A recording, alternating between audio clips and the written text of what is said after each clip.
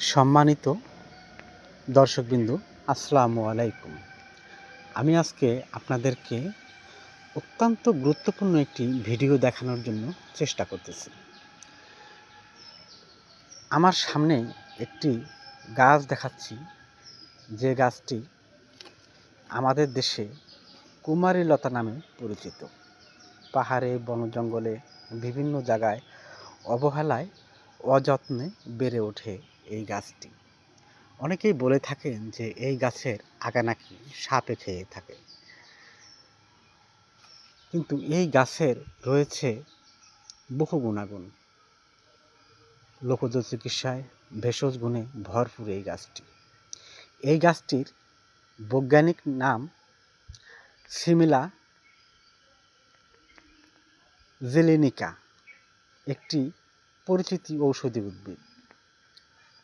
ঐতিহ্যগত ভেষজ গুণে চিকিৎসায় এর মূল, পাতা, কচি ডগা শরীর ও স্বাস্থ্যের নানা সমস্যা দূর করতে ব্যবহার করা হয়।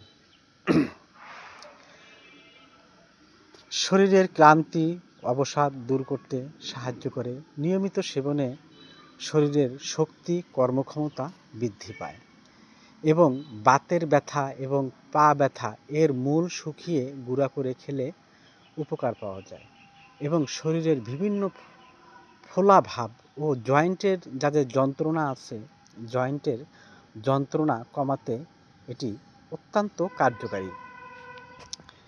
এছাড়াও রয়েছে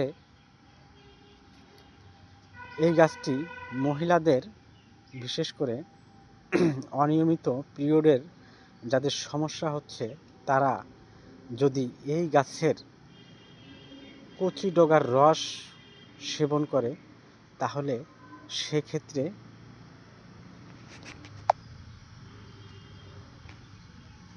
অনেক উপকারী হবেন।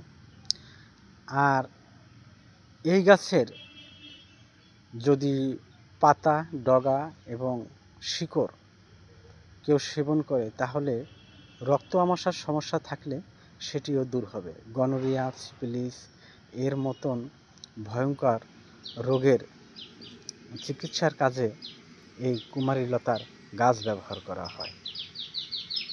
এছাড়া যাদের লিভারের সমস্যা আছে তারা কিন্তু নিয়মিতভাবেই কিন্তু আপনারা এই গাছের কচি ডগা, পাতা, মূলের রস সেবন করতে পারেন। এটি ভেষজ গুণে ভরপুর একটি গাছ।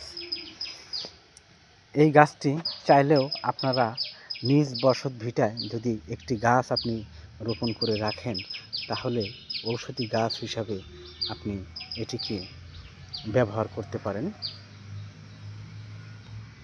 ধন্যবাদ। আসসালামু আলাইকুম।